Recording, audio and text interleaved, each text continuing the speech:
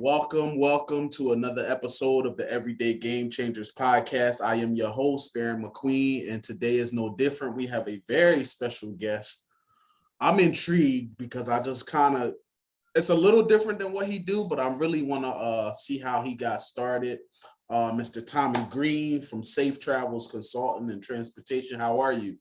I'm doing well. Appreciate you having me. I love business and I love being able to talk about it. So I'm glad to be on your platform to be able to share what I do. I appreciate that. So we already started talking and I'm glad we just pushed record and got into this because tell me a little bit about your industry as far as the transportation business.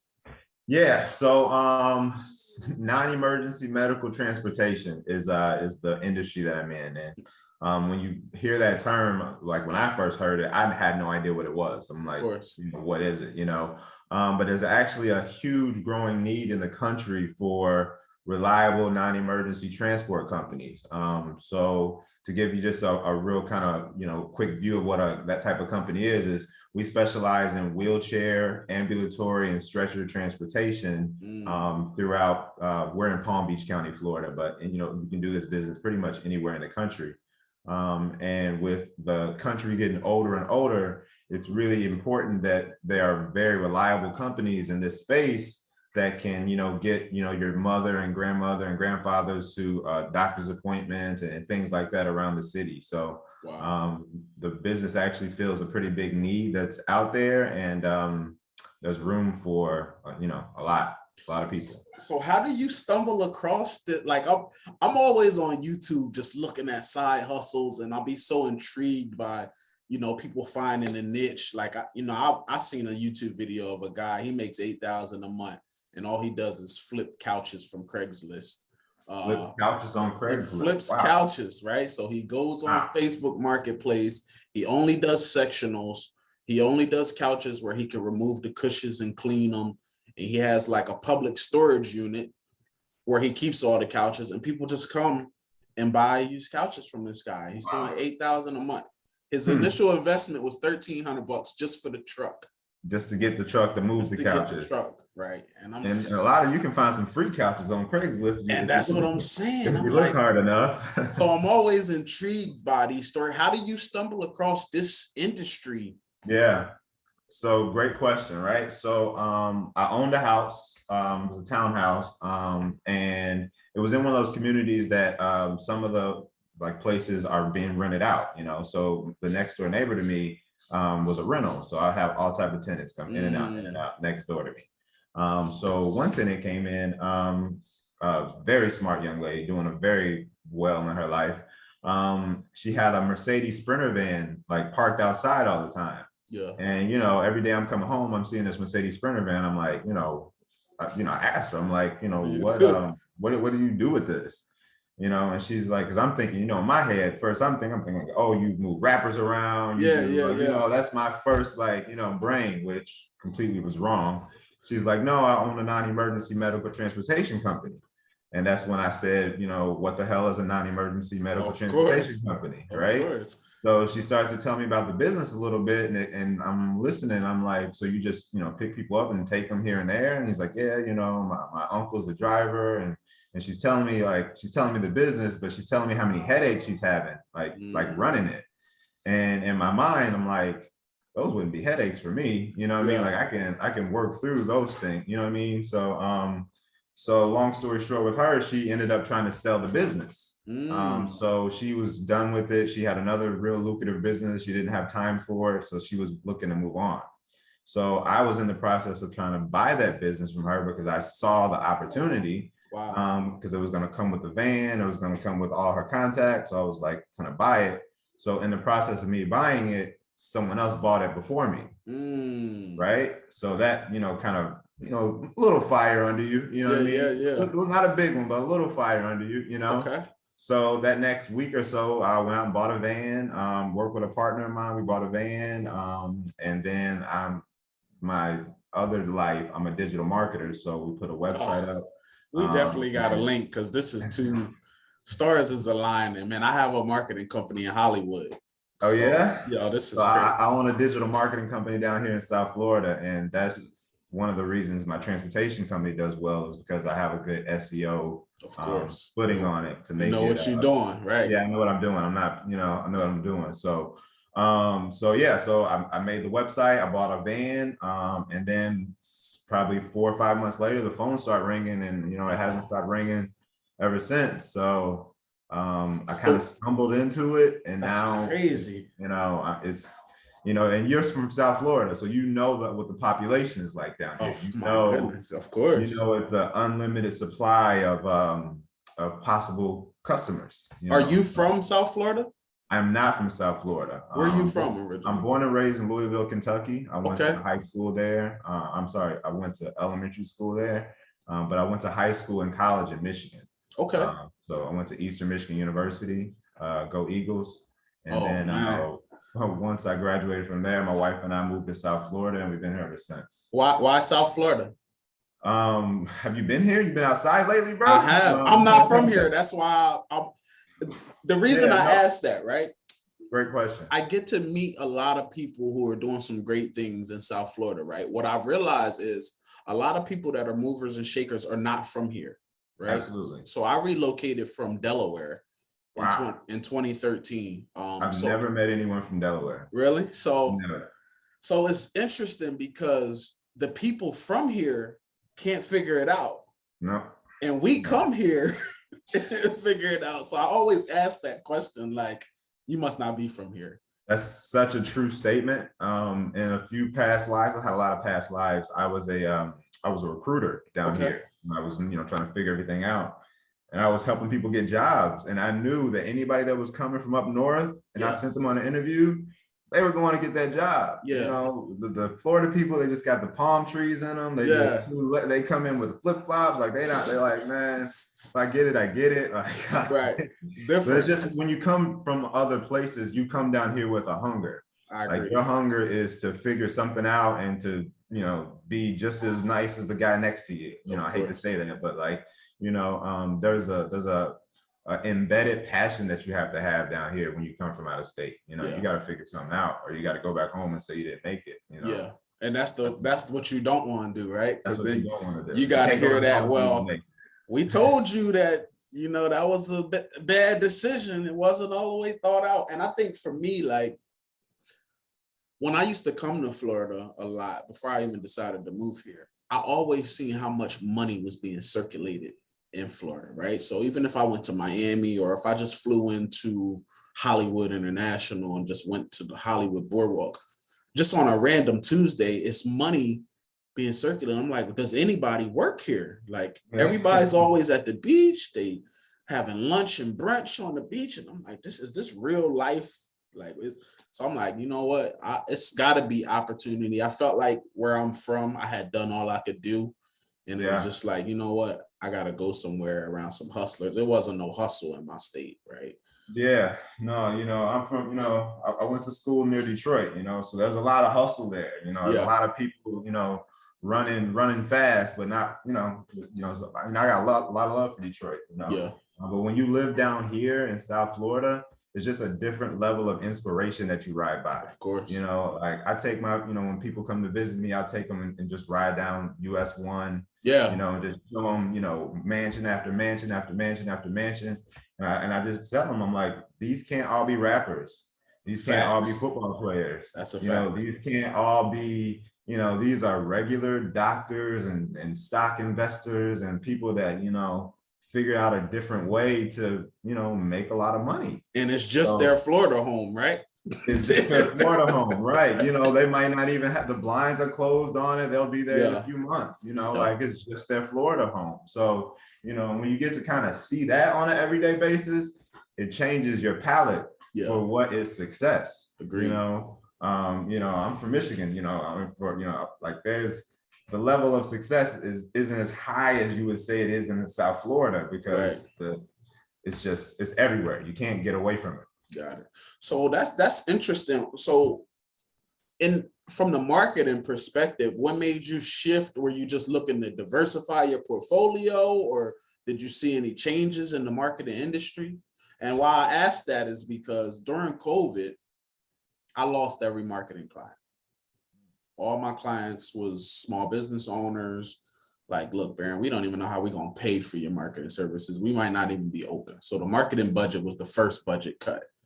And it was like it happened in a matter of 2-3 days when COVID hit. Like my plumbing contractor, my window company, all the people that I had contracts with for marketing just slowly was called. I'm like, are they all together? And they all calling me at the same time? So how are you portfolio diversifying, or you just from marketing to this? So what's funny about me, right? I'm kind of a unicorn, and it's weird to say that, right? So I've held really high positions in like really good companies. The last like W-2 position I had was a VP of marketing. Okay. So I have a lot of experience through that digital marketing space. So I was able to retain a lot of clients really based on relationship and knowledge. Like I've been able to kind of navigate them through the hard times. Like I have some large restaurants around the country, and they went through, as you know, a tough time, but, I was still able to retain them by providing value and things that we could still make money while in a crunch, if that makes any sense. Change the email marketing strategy a little bit, change our Lightbox strategy, really try to, work with the times, what we were trying to do during COVID. And then another benefit to my life, the unicorn style, is my wife is a web and graphic designer. So yes, between the two of us, we have a steady flow of new clients. And we toss clients back and forth to each other. I'm working on the SEO. I'm like, hey, I know this great person for your website design. And, so between the two of us, we do a lot of good stuff on the internet, I guess you would say. That's amazing. And so it's definitely a blessing having her. She's what keeps me grounded. If not, I'd be doing all type of crazy things. I already know. Of course. That was how we navigated. We kind of did it together and worked together on it. Yeah. So what happened? So for me, it was just like it was that scenario so when I was getting clients, most of the marketing companies either like keep you on like a 1-year retainer, or this is the strategy for the year, and here's your monthly whatever. So when I was doing this with clients, I was locking them in for 3 months, and then after 3 months, they free to go month to month. So I'm like, if you're not happy with my services, I don't want you to feel like you're married to me for a year or whatever the case may be. So I left from month to month, and then I looked at that when COVID hit. When this month came up, they like, look, we can't afford it. Like we gotta go. So I launched literally during COVID. I launched a real estate photography company during COVID. One of my friends was a realtor, and he said, Barion, man, I know you take really good pictures. You think you could take pictures of a house for me? And I'm like, sure, man.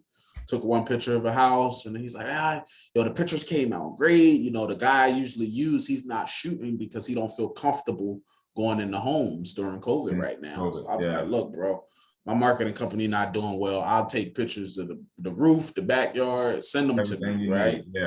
And then it was so consistent with him, and I'm just like, oh my gosh, this is something that's working during the pandemic, right? So the housing market wasn't affected at all. So I bought a house during COVID. Everything was moving. Like, you either were moving forward or you were stuck during COVID. And so a lot of people that moved forward.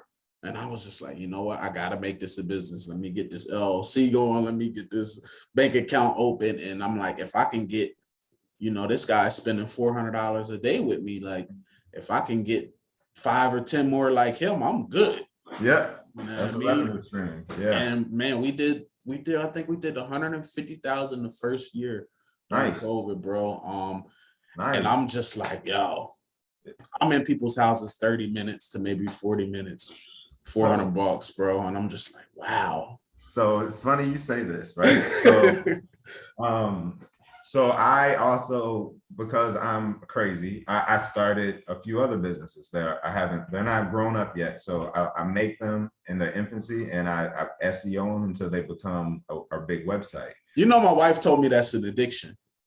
Oh, it is. She's like, you are addicted to starting new businesses. Like it is. No. My wife thinks I'm crazy. But every year I come to her, I'm like, look, I want to start this business this year. Like we plan to You know, like I have all type of LLCs at my house. You know what I mean? Like you know, so.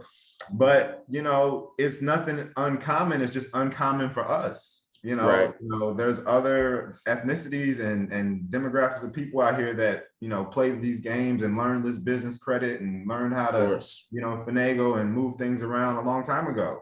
You know, we're late to the party. Agreed. We're late to having multiple businesses at your home that can, you know, drive your income down to make, you know what I mean? Like we're late to all that, you know what I mean? Like, so now that we're here, we got to make the best of it, you know? So that's, you know, kind of getting off topic of my transportation company. You know, when I built it, and now that the SEO is working so well, we're on the top pages of Google. So when you Google any sort of query in our area, we come up first, or second, you know? So the phone rings every day. So, and now we're working with, so that's all private pay. And now we're working with brokers as well. So the private pay plus the brokers. You know, our goal is 7 figures this year. Wow. So, and how long you been in this business, in this space? So I've been in this space for almost 2 years. Okay. Wow. You know, and the first, you know, 8 months to a year of it was nothing, you know, buying you know, doing things in the wrong order, buying a van too early, not having this right. You know, it was a lot of head bumping and a lot of fine paying. But now that I'm through that, I've got a mentor that's in the space that's really helping me navigate these waters. I'm really going to be able to take off this year. That's dope. And I'm excited for that. So in that space, so is it more like, is the goal to work with bigger people that's going to subcontract you out that they can't handle it, or more like you just working with direct? Yeah. So what you want in this business is you want a mix. Right. There's about 6 different ways your non-emergency medical transportation company can generate revenue. And they come from a few different areas. Just to throw a few out there, like there's a lot of workers' comp claims that come through non-emergency. A lot of like hospital discharge relationships you can get. So you can work directly with hospitals every time they have somebody that needs discharge. They come right to you. The broker relationships I told you about earlier, that's when they have companies out here like Safe Ride and Logistic Care. And what they do is they don't have any vans. They just have relationship with companies. So they have all the relationships with the patients who need it. So all the patients come through them, and they just farm out all the work to all the companies that are on their roll. So, you know, and they have hundreds and thousands of rides to give away. So broker relationships are good. But then you also want to have a good base of private pay. And the private pay customers are really your honeypot, because they come in and they pay up front. They pay, you know, they pay up front and they pay in advance. So they may call me today for a ride that's not for 2 weeks. But they pay for it now to get on the schedule, so that they don't. So if you get a steady dose of private pay, you just building your pipeline up. It helps you, allow you to wait on the money from these other forms, because those other forms usually have a net 30, net 45 sometimes. You know, when you're dealing with insurances, you know, you could be, you never know, you know. So that base of private pay, which is what we built first, is crucial. It's crucial. You know, that's dope. I mean, so I like the fact that I don't want to get away from the Safe Travels consultant and focusing on the business, but I really love the entrepreneur aspect of what you do. And like, what's some of the misconceptions you think is in this entrepreneur space? You know, like I see like a lot of the entrepreneurs online sell lifestyle, right? Yeah. So you see lifestyle is on sale right now. Yeah. You see the Lamborghini, you see the rented Airbnb, the private jet where like 10 people paid to get it and they all took a picture. Like, what's your thing about this entrepreneur space right now? Your thoughts? That's really funny you say that, man, because it's hard not to get into it, because you see it every day. Like I have the same phone you have, you know, I see the same people you see. They're selling the same lifestyle to me that, so it's hard not to, but at the same time, when you're actually making money in your business, you don't have to, you know, so I don't, I don't toot my own horn, but I just bought a big ass house. Yeah. You know what I mean? But I could easily make this into, you know, content heaven where I'm, you know what I mean? Like where we, you know, all that shit. Breakfast out back over the lake, right? Yeah, you know what I mean? Like all the posts, like, you know, all the deep posts and stuff like that. But I really want my work to speak for like for that sort of stuff. Like, you know, if you ever follow my IG or anything like that, like it's all about my family and the things that I'm doing. You know, I have a few different businesses, so you never know what pops up. Yeah. But like I don't really want to get into selling lifestyle and content. Like I don't really want to be on your timeline every day. Right. Like, you know, and maybe that's a flaw. Maybe that'll bite me in the end. But I feel like if I stay genuine and have conversations like this with people like you, and get the word out there about how you can easily jump into this industry and do what I do. And like, I feel like I hope that will, you know, jump into the stratosphere. But I see that same struggle. I see the struggle and I don't know what the answer is. Like, and that's crazy because I try to tell people, I'm like, you know, what you see on the internet is the highlight reel, right? Yeah. Nobody shows you the rough part of entrepreneurship. And that's what I started kind of letting show on my Instagram, where people paying me late and I got to pull up to their job and tell them I'm not leaving until you pay me a check. You're late. That those aspects. And then I think it's because what would you say when you started getting into this entrepreneur space, one thing you would have did differently though? Or would you be like, you know what, this was the journey and I appreciate it all? I definitely appreciate the journey. I started my first business 11 years ago as a senior in college. I started a headwear company called Cool Heads. Okay. A novel idea that like no one knew about. It was just something that came out of my brain. I put it in a fashion show and then got some publicity and the company kind of took off. Nice. So so that was my first company. And like, and I always said to myself back then, it was like, I'm glad I started this because for some reason, if I don't sell one product, I'll know how to start another business and I'll know how to do it and I'll know how to do it again. And that's what I've been able to kind of carry through my life. Like anytime I have a great idea or something that can work, I know the process of getting that thing off the ground, getting my account started, getting my LLC, going to my Dun & Bradstreet, get my business credit. You know what I mean? I know how to build that to a real business. And so I've been able to continue to do that. So I wouldn't change the journey. I feel like I've learned a little bit along the way every time I've done anything. And now I'm at the point where I have, you know, multiple businesses bringing in income that, you know, and I don't leave my house. Yeah. You know, so I mean, like, so at the end of the day, I feel like I'm winning, you know what I mean? Yeah. But at the same time, I know there's more to go get. Right. So, you know, I still have a list of things that you know, goals, aspirations, things I still got to check off my list. Of course. But yeah, I wouldn't change the journey. I would keep the journey, learn the process, maybe just learn some of the stuff a little bit earlier. But other than that, you know, I like where I've been able to kind of build myself to. That's dope. So like in the marketing space, when I meet with these clients, right, I always, usually by the time they get to me, they're pissed off with whoever their marketer was before me, right? So I gotta like really calm them down. But how I got into the marketing space, I was working for a hurricane impact window company.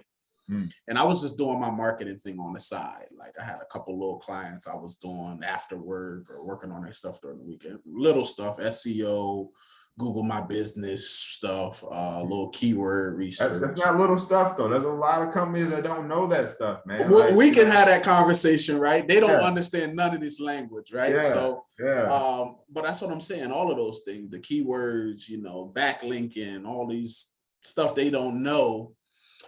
So I was working for this company and I told the guy, I said, hey man, you know, I'm doing a little marketing with my company on the side, man. Like I would eventually, is that something I could do for this company? Like, even though I work here. And he's like, oh, you know, we already have a marketing company. And I'm like, well, do you know what they do for you? Nope. Like, nah, you know, I'll ask the bookkeeper to give you the stuff and you look at it and you tell me what you find. And I'm like, okay, so I pull it out. The company is called Reach Local.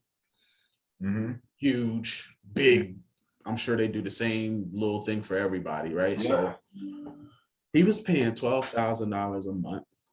Woo. And he was with them for 3 years. I'm like, so you spent $500,000, bro, in 3 years, and you don't know what they do. And he's like, no, as long as the phone was ringing, I just assumed it was because the marketing company was doing what they was doing, and I just paid. Wow.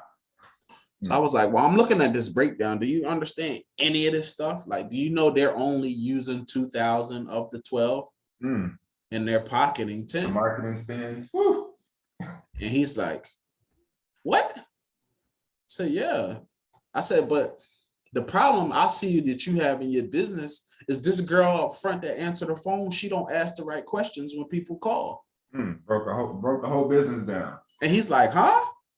I said, when the phone rings, she just take their name and say somebody gonna get them back. We don't know where the lead came from. Was it the trucks on the road? Was it the Google, my business, all of this stuff? And he's just looking at me, right? But because I look like who I am and because I'm young, they just discredited everything that I said. Jesus. Right? Let me tell you, let me slow you down. You said two things in there that hit so home for me, right? First thing you said, you were saying that you had a few clients that you did after work and stuff like that. Yeah. Like that's my specialty, right? I kind of wrote that in my bio. I'm Mr. 5 to 9, right? I like that. Forget your 9 to 5, right? Get your 9 to 5 to get you to where you got to go, right? What the hell are you doing from 5 to 9? What are you doing after work that's going to make you be able to leave that 9 to 5? You know what I mean? Like, you know, so the fact that you were even doing that to build your strength up, you know what I'm saying? Is amazing. And that's how I've started all my business. Like I recently just stopped working for people. I would always keep a job, you know what I'm saying? Yeah. Like, you know, but like I've recently just gotten out of having to work for anybody. But like I would always work my 9 to 5 and I get off work and then go do my other businesses. You know what I mean? On the weekends, I'm you know what I mean? So I love that you did that. And then the second thing that's so crazy, and I say this to people all the time, right? Whatever job you're at, they'll never forget what you came in as. If you came in as a truck driver, I don't care how smart you think you are when you tell me this marketing stuff, you are a truck driver. You know what I mean? Like, even if you get the bump ups in the company, they're always going to remember that you started at customer service. And not only that, they're going to pay you like you started at customer service. They may give you that little bump because they, you know, gave you that new position, but it won't be like the pay that they would give somebody that came off the streets with a degree or whatever. You know what I'm saying? And that's just going to be facts across the board. And I've seen it happen in these corporate jobs I've had. I'm like, you know, people with great ideas that they just won't give the credit to because they, you know what I'm saying? Agreed. You know, but what you got a lesson in is exactly what you need, which is how I work with most of my clients. Like I break down their entire business. It's not just the email marketing, is what's it connect to? And then how do you know this part? You know what I mean? Like you looked at his whole business, you undressed it, and he should have appreciated that, because Jesus Christ, 12,000 a month. You know, some of these SEO, some of these digital marketing companies are. When I started in that digital marketing space, they was calling me the anti-marketing digital marketer, right? Because it wasn't that I was trying to discredit. It was I was trying to change. When people hear the word marketer, it's cringy to them, right? Yeah. They associate it with somebody about to just take my money and I don't know what they do. They're gonna give me a bunch of reports every month. And I don't know, I can't even read the report, right? Yeah. So I was trying to explain to him what you need as a business it's not gonna cost you $12,000 a month at all. That's it. Even if you want to do some ad spend, it shouldn't cost you $12,000 a month. The fact that you was paying it let me know that there's people out here that I could make really good clients by being honest. That's what you learned. That's what I learned from that. That's what you learned for sure. You know, and I say, you know, there's a lot of good companies out here that don't want all the fluff of a big, you know, marketing company with all the wealth. You know, they want somebody that they can get on the phone like this and figure out their marketing. And that's how all my clients are. This type of conversation we're having is the same conversation I have with all my clients, you know, focusing on their business, what's making them money, One of my bigger clients is one of the largest private aviation companies, actually based in Fort Lauderdale. Okay. So when you were talking about those private jets earlier, you made me cringe a little bit because I may be a private jet broker in a minute because just the relationships are just there, with my, my digital marketing company it's opened up other businesses for me. And I think that's going to be another revenue stream that I'll be able to open up because of my digital marketing company relationship. Yeah. And that's dope, man. That's what I told my wife. I said, had I not had experience as a marketer, it would be terrifying for me to open new businesses. Absolutely. But for me, I know what I need to do, right? Yeah. I know everything that I need to do. So it's very easy to, in 24 hours, have a business up, web page, new logo, URL bought. We're not playing. We got the coming soon page up, like we can, and I recently got into this ClickFunnels stuff too. So that's a whole nother, avenue. But like this, like if you know what you're doing, like you can get something up off the ground and go, every time I tell my wife I have an idea, she's like, I'm like, well, I got this idea, just hit me in the middle of the night. And she was like, you already got the website up, don't you? Yeah, you already bought You already got Google My Business codes coming in the mail, don't you? I'm just like, yo, our wives need to be in a therapy class together for both of us because facts. we definitely gonna have to do dinner or something, man. Connect, man. Absolutely.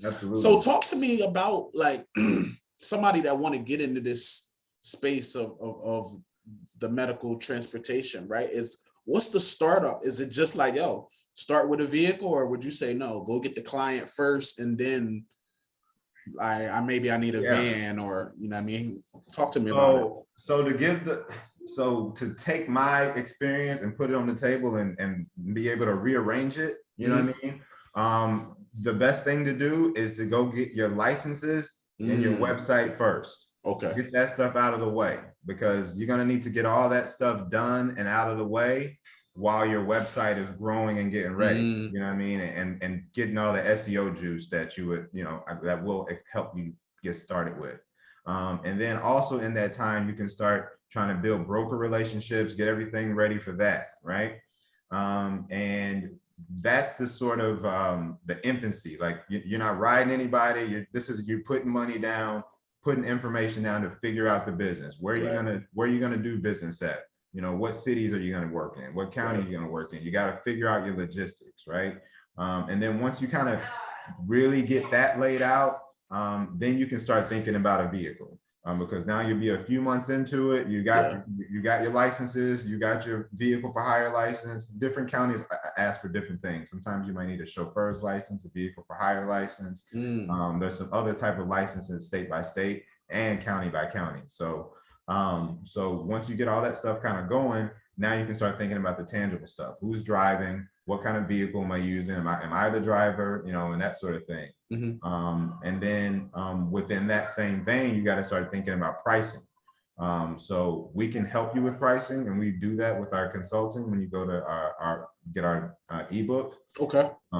But you can also just do your own research, call the companies, get on Google, your computer is so powerful. That's a fact. You can be on IG all day, or you can find out how to rule the world. Your choice. You know what I'm saying? Your choice. So yeah, just call your competition, pretend like you need a ride, get a quote.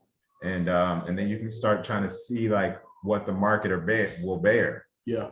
And then start making your plans accordingly. You know what I'm saying? So. That's such a that's the marketer in you, right? Call up and ask like you gotta. I tell people this is how you know what the competition is doing, right? Oh. This is how you know how you like. When I started the real estate photography game, I didn't know what a photo shoot costs for real estate, and some of these companies are so slow. They put the pricing right on their website. Right on website. I'm like, oh my God, this is 101. Why would you put your price? Because now you're locked into a number, right? Yep. Competition sees your number. You can't negotiate with the client. I looked on your website and I saw that there was a such package. Yeah. I'm like, oh, this is 101. I'm going to kill this industry very fast. And that's what we did. Like, so That's good. The hardest part with breaking in that industry was when you're dealing with seasoned realtors. They've been using the same guy for like 20 years, right? Yeah. He comes to Thanksgiving. So Yeah, I'm yeah, trying yeah. to break up a relationship that's been Yeah, for you're a so home long. wrecker. Yeah. You're a photo home wrecker. So what I started doing was I have a real estate license I don't even use, bro. I Yeah. started targeting new agents because the Smart. new agents were more active on social media. Mm-hmm. And they didn't have a list of vendors and people to deal with yet because they were brand new. So Yeah. I targeted them and they killing the game. Like I just targeted the ones who had the biggest reach on social media. Yeah. And Yeah. I'm just Smart. like, yo, we got real estate photography, man. I want to help, man. First house, we do it free just to make sure you like the work. And then because it's always going to be repeat business for me. Yeah. You give me one, you might have 5 next week. Right. Yeah. So I did that and I started showing up to open houses that they have in the neighborhoods, not to buy. I just want to meet the realtor before people get there. Right. Smart. So I go there and I'm just like, I don't want to be rude. I seen the open house, but I seen the quality of the images and I'm just like, hit man, him. I'm like, this house really, the images didn't really sell it. I'm here now and I'm looking around and I'm just like, man, I could have did a better job. Like, how can I earn your business? And they so like shocked. Like that's that up north mentality. Everybody I know from up north that comes down here with any sort of business is willing to do that. Yeah. You know what I mean? They're willing to do that when a lot of these people that, these foreigners, they're not willing to do that. Like the pride in the way, they ain't hustling. It's too much. Jesus. Wow. I like that story. Like that's drive. That's figuring out a niche and going to get it. Like I like that. And I love that business. I mean, we do extremely well. I got a nice team no now. Overhead, got your camera and your shooter. No overhead. What happened was as I was growing it, like I was just focused on the SEO and getting the phone to ring, right? So I had 2 photographers that worked for me. And I'm like, look, this is your percentage. My job is to just keep y'all fed, like with the leads. We brand new. So I think my photographers was maybe making $600 a week, something like that. And then they called me and they said, hey, Barion, I think I'm going to take a break. And I'm like, what do you mean you're going to take a break? He's like, I can make this $600 collecting unemployment. Dang. And I don't have to go nowhere. And I'm like, wow. I'm like, wow. But bro, what you're doing ain't hard work. Like you in a house for 30 minutes. In and out. You making $200 an hour, bro. I'm confused. Say, yeah, but I can make the same money at home. And they both quit. Jesus Christ. So then unemployment for them had got cut down to like $275 or something a week, right? Yeah. And then my phone rings and they're like, hey, Barion, you still busy? I said, man, I'm busy as ever, man. I'm doing 3-4 shoots a day. I'm making about $1,600 a day and I'm doing it myself. Yeah. I'm actually shooting them. Yeah. They're like, oh, you doing the photography? Yeah. I brought in editors now, so I don't have to edit it. I literally shoot a house, email it, and they already working because it's a next day turnaround. That's a system, man. Building systems, man. That's the only way you can. That's the only way you can really 2x yourself, 3x yourself, 4x yourself. You got to have systems that just work. Yeah, but I had to learn that industry is a 24-hour turnaround. So if I shoot on Monday, they want to expect their pictures by Tuesday. Dang, so I'm like, at this rate, I could only do 1 house a day if I got to shoot it, go home, edit it. And I'm just like, I can't scale like this. I need editors. Yeah, no, that's good. I like that. And bro, that thing just runs on its own now. And it's just like, now I'm like, I need something else. I love it, bro. So, and that's kind of how, like with my transportation company, like, these, like I started the story I told you, I started off, I bought a van. So I had a van, had drivers, I'm managing them all the time. And, that shit's like, that's fun, but it's tedious. Like, of course, and I was just having troubles with my drivers. I went through like 5 drivers over the span of like a year. So then what I started doing is I started to do like a dispatch only sort of service where now all I do is I have relationships with other licensed companies who don't get a lot of work. I'm just farming it off. You know what I mean? Nice. So, we have that. I pay them as independent contractors. And I get all the work and I just hand off everything that they can do. You know what I mean? So, and if this guy can't do it, I've got another company. If that company can't do it, I've got another company. You know what I mean? Dope. So at this point, this business can always run, right? You know, because I'll just need to manage my relationships with these other businesses, and I'll never have to. I won't necessarily have to own vans. Yeah, you know what I mean, which keeps my costs down because I don't have to hold automobile insurance. I just have to hold my commercial general liability insurance. Gotcha. So there's ways to kind of different ways to skin this cat and still, you know, make some pretty good money in this industry. So talk to me about, like, what's the future, man? What if I talk to you 3 years from now? Where you want to see yourself? What's the plan?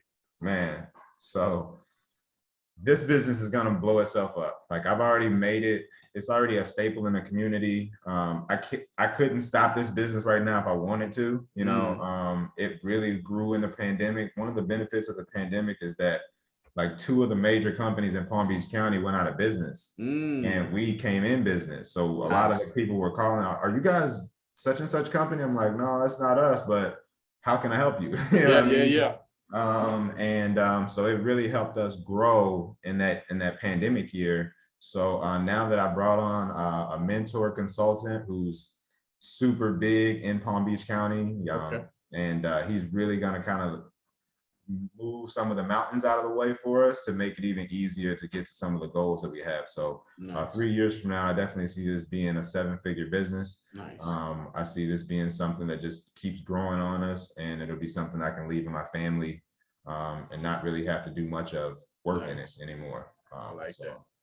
So talk to me about that, though, that mentorship. You know, I get 2 sides of the mentor thing, and I feel like I had an interview with a good friend of mine, Kyle Dendy, and he said, when people pay, they pay attention.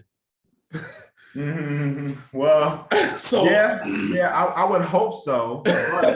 I would hope so, but I don't know if you've seen that statistic, that crazy low statistic that, like, I forgot what it was, but it's a very low percentage of people that actually take the courses that they buy. Yeah, so they buy all these online courses and they don't even do them. You know what I mean? Like, you know, so that sounds good in theory. Yeah, but there's people right now that I know right now that have bought my course and do nothing with it. Opened it. You know, go into your dashboard to see, like, what percentage complete they are. Gotcha. It's 0%, but they paid me $1,000 for the course. Yeah, you know what I'm saying? So you can't put the hustle in everybody. I say this all the time. Like, it definitely has to be in you. You have to want to get up every day and, like, figure things out. Yeah. And if you don't, you'll just have a bunch of courses and pay for a bunch of talks that you don't put any action on. Yeah.